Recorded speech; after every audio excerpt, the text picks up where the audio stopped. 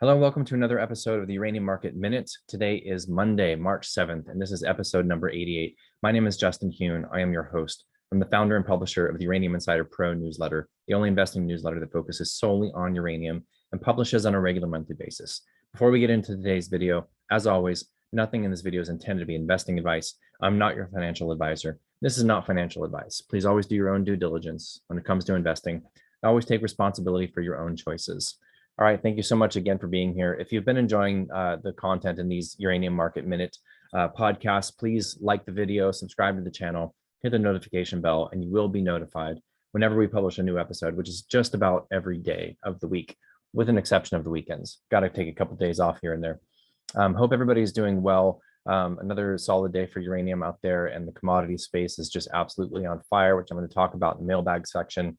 The spot price is on the move. On that note, why don't we just go ahead and jump right into the daily scoreboard. Spot price is up to 50.87 a pound. Mid-market is on the move today. It's up about 50 cents intraday. I'm going to test those previous highs from last September. Looks like we're on our way to do that. Sprott on Friday raised a very small amount of capital, $260,000, but they did purchase another 408,928 pounds of U3O8. Odd number, right? Why? They hit now an exact holding of 50 million pounds on the dot. So I tweeted this out when I saw this. I thought it was kind of funny. Now they're just kind of playing with the market to hit this nice even number. Either way, 50 million pounds. And remember, when they took over UPC in July, they only had 18 million pounds in their coffers. That's up to 50 million pounds in what, 7 months? Just unbelievable what they've been able to do. And they are clearing out, this mobile inventory that's been stagnant and easily available and cheap for so many years following Fukushima, years and years of oversupply. Then finally we had a few years of undersupply, and then Sprott comes along and just puts the nail in the coffin. So we're definitely seeing a thinned out market here. Year to date, Sprott has purchased 8.7 million pounds and raised 441.4 million in new capital through their ATM. If this is your first episode, how this works essentially is they have an at-the-market financing vehicle, a total of 3.5 billion. As of now, they've already raised, what is it? That's the NAV. They've raised 1.45 billion in capital through this ATM. When the trust is trading at greater than a 1% premium to NAV, why 1%? Well, they take a 1% fee when they purchase uranium, every time they purchase uranium. So in order for them to issue shares through this ATM and it not be diluted to shareholders, they need to be trading at a greater than 1% premium. So when they are, and there's volume coming in, they will be issuing money through that ATM, issuing shares through the ATM to raise cash to buy more physical pounds of uranium. So they are now sitting on, as I said, 50 million pounds total. They've got 54 million in cash. And let's see, their NAV has now risen to 2.56 billion. And again, when they took over UPC in July of last year, that was 600 million. So more than 4x in about 7 months. Absolutely incredible. About 8 months actually since the takeover. Turning to the ETFs, so last week was a wild week, right? We had the scare at the Zaporizhzhia plant in Ukraine on Thursday evening. I spoke about that on Friday. Friday, we saw the equities sell off, although there was some substantial dip buying in the market. Very, very positive looking trading action that we saw on Friday, and huge volumes. And early part of the day, and especially kind of after, when there was still some fear in the previous evening, but the early part of the day when everything gapped down, our initial thoughts were, gosh, what we really need to look out for here are ETF outflows. And as I've discussed over many market minutes in the past couple of months, during the sell-off in December and January, we did not see ETF outflows. A couple of days we saw URNM issue some outflows, 1 or 2 days, maybe URA. But for the most part, across that entire time period, as the sector sold off, there were continued inflows into the ETFs. And we were thinking on Friday, we got to watch out for this. If we see outflows from the ETFs, and if this kind of move is sustained, then of course that creates that flywheel in the opposite direction. But, about halfway through the day, I was like, watch it. Watch on Monday, they're going to report inflows. Sure enough, URA reports an inflow of 2.13 million new shares for URA reported today. Now, we don't know if that was Thursday or Friday. There's kind of an a delay in that reporting it's sort of difficult to tell exactly. So maybe we'll see some outflows in tomorrow's reporting, but I kind of have a feeling we won't. That gave rise to 33.2 million in mandated buying from that issuance from URA. URNM reported no change in outstanding shares. So again, these two ETFs combined are at all-time highs in terms of outstanding shares, and we continue to see capital flow into the ETFs. This is a very good sign. This is the reason we continue to watch this and look at this every single day, because it sort of tells you what the institutional money is doing. And as of now, and as of the past couple of months, they continue to move into this space, not out of the space. Very, very good sign. So as I mentioned, the trading action on Friday was extremely constructive, all things considered. You know, one of the big fears from the Zaporizhzhia incident on Thursday evening was, you know, will this affect sentiment for the short term, midterm, long term, potentially for the space? In my opinion, really what happened was an overall positive for the sentiment for nuclear, only because we saw, you know, military action around this plant, and the plant is operating normally. There's a lot of checks and balances in place, a lot of redundancy in terms of safety mechanisms for nuclear power plants, and we're pleased to see that continues. There were more headlines this week about some fighting going on, or another nuclear testing site being targeted. This of course was blown way out of proportion, but clearly did not have the desired effect on the nuclear market. It's possible that a lot of the messaging happening on the news media and social media around these incidents is geopolitical in nature, in terms of trying to draw attention to the conflict, potentially trying, you know, Ukraine trying to draw in support. Not really sure, not going to speculate on that. Either way, it's difficult to ignore the noise around all of this. However, seeing in the markets, there's definitely some positive sentiment happening out there in terms of uranium, as we're yet again up today. So let's go ahead and look at the charts on that note. Starting off with URA, up a little over 2%, 2.11% on the day. We've got a little over an hour of trading left. Chart continues to look very constructive. Big volume today. Honestly, based on this trading action, I was surprised to see that volume. Of course, on Friday, we saw it gap down on the open, sell off, and then really come back and close relatively strong. So we're up today. We're seeing some intraday profit taking, but the SPOOs, the S&P, is down pretty heavy here. 2.3% down day for the S&P, and URA is up 2%. I mean, the decoupling is here. This is absolute decoupling. The commodity space in general is on fire. Again, I'm going to speak about that more in just a minute, and uranium is no exception. And the spot price continues to move up. And now we're in this situation where many commodities are sitting at all-time highs or multi-year highs. We have oil over $100 a barrel. We have copper sitting right around an all-time high in price.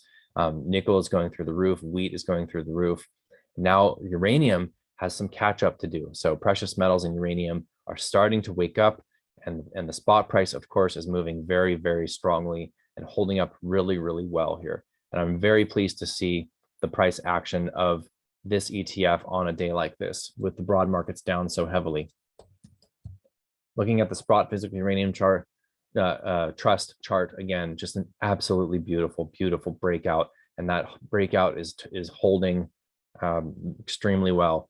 Again, this mainly tracks the price of the commodity, right? We do get to slight premiums and discounts to NAV on occasion. The premium to NAV has been more consistent lately. However, this essentially is the price of uranium, and it is on the move, and it is being noticed.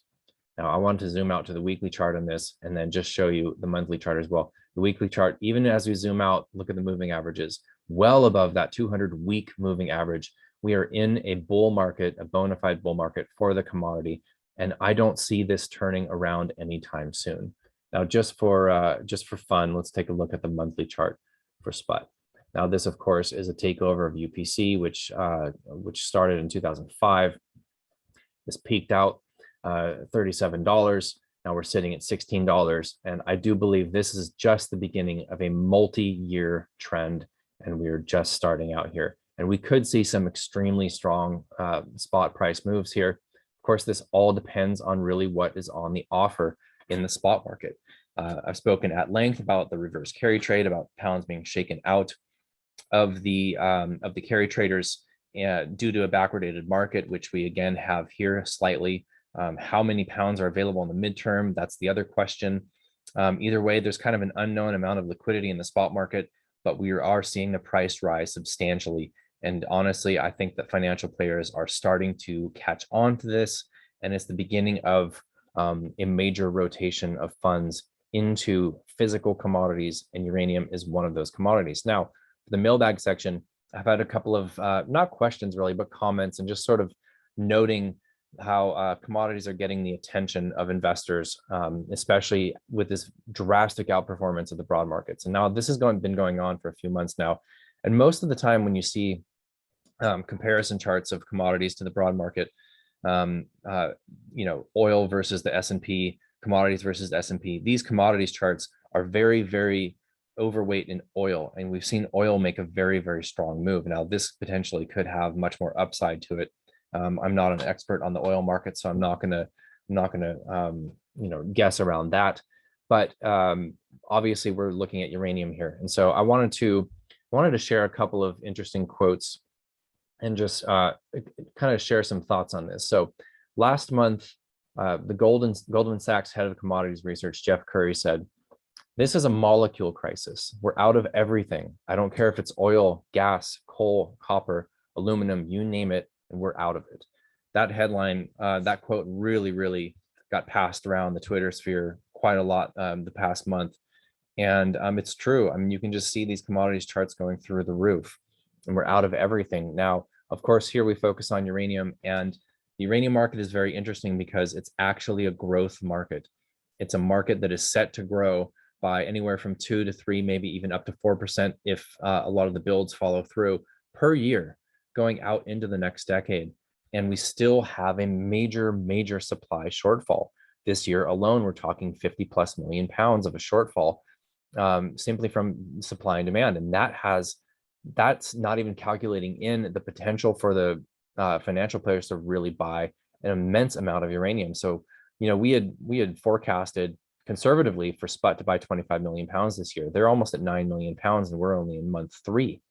So we have a long ways to go this year, and really the financial players could come in very, very heavy at any point.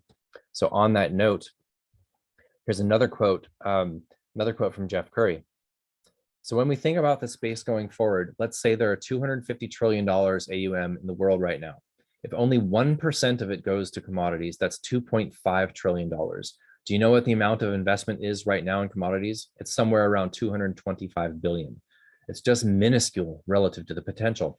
So I would tend to think a large portion of these asset managers around the world are going to have to turn to physical goods, physical commodities as a way to hedge that kind of risk as we start to look out further in the risks associated with decarbonization."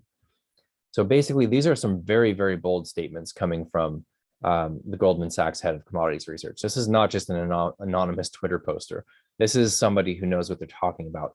And the potential for capital to flow into physical commodities is absolutely monstrous. It's just huge. And I think that we're in the very early stages of what is going to be a multi-year, extremely strong run for uranium. We now have a highly, highly liquid vehicle for institutional players to have exposure to the commodity itself. And the brilliance of this is that positioning in that vehicle moves the price of uranium. When the price of uranium moves, the equities move.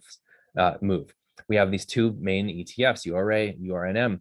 There's also HURA out of Canada and Geiger Counter on the London Stock Exchange. These are smaller vehicles, so we mainly focus on URA and URNM. By the way, URNM is eventually going to be taken over by Sprott. I mentioned in the last video, or maybe the previous 2 videos, that they did not meet their quorum in February. There were not enough shareholders of URNM that voted in order for this to get passed. Now, it doesn't mean it didn't pass and it didn't get the yes votes. The yes votes are there.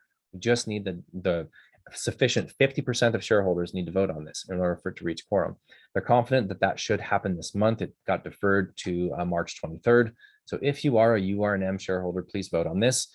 On that note, URA and URNM are also very highly liquid vehicles that, of course, hold most of the equities across the space.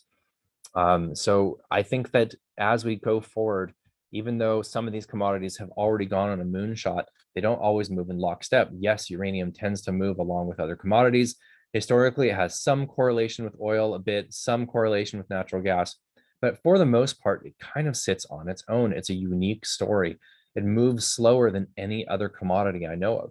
That it's a very highly regulated mined mineral for obvious reasons. And therefore, that's why it moves so unbelievably huge when it does, because the sector simply cannot respond quickly to a fast moving price. And it's so ripe for squeezing that it's almost like it cannot be any other way. I don't know that we'll ever have just a normal chugging along long-term bull market where it just kind of chugs along slowly, mild corrections, but 5+ years, I don't even know if that's possible for uranium, because once the supply is sufficiently constrained due to long-term low prices, you have a situation where the price can move so much faster than supply can respond to it. And that's what we're in now. And this giant tanker ship has slowly turned and made a 180. It's almost there. It's now a seller's market. It hasn't been a seller's market. It's been a buyer's market from 2012 to 2019, maybe 2020. And it's slowly started to turn around that time due to the supply discipline from Cameco, from Kazatomprom, et cetera. Now it's a seller's market, period. We are there. It's a seller's market. How will that influence the market going forward? Well, I think you know what I think about that and what my predictions are, what my expectations are. So it's obviously a very volatile space. I don't even need to say that again. If you are following it for more than a week, you probably see the crazy moves that can happen, the fear, the euphoria go in really violent swings up and down. And it's just one of those things that if you have trouble sleeping at night, you're probably over positioned. And so take a healthy position that is comfortable for you. That's what I do. And it's something that, my confidence in the sector is very high. So my exposure is high as a relative percentage of my overall investable net worth. But I also do not put all my eggs in one basket because of the volatility. With all of that said, I'm very excited about where we're at here. I'm very, very encouraged to see how the market is trading after that incident last week. And I wanted to mention also, Elon Musk tweeted out yesterday, we must build nuclear plants now. He's jumping on the bandwagon here. Millions and millions of followers. It's getting more and more mainstream. We're seeing Belgium consider that they might not close down the remaining reactors when they made a conscious effort, a conscious plan to go towards more natural gas. And now that price has moonshotted since that decision. They're reconsidering not shutting down the remaining nuclear power plants. All right, Germany's doing the same. Germany's considering keeping their remaining 3 reactors that are set to shut down later this year on for another 5 years. There's speculation about the restart of the 3 that were just shut down. It sounds like their decommissioning has not even begun. So technically that is possible. Not holding my breath there, but we are seeing, despite the concerns around what's going on in Ukraine currently, we're seeing countries continue to reach out and embrace to include more nuclear in their energy grids. All positive. Very excited here. Hope everybody's doing well. I'm looking forward to this week. Take care, and I will see you tomorrow. Cheers.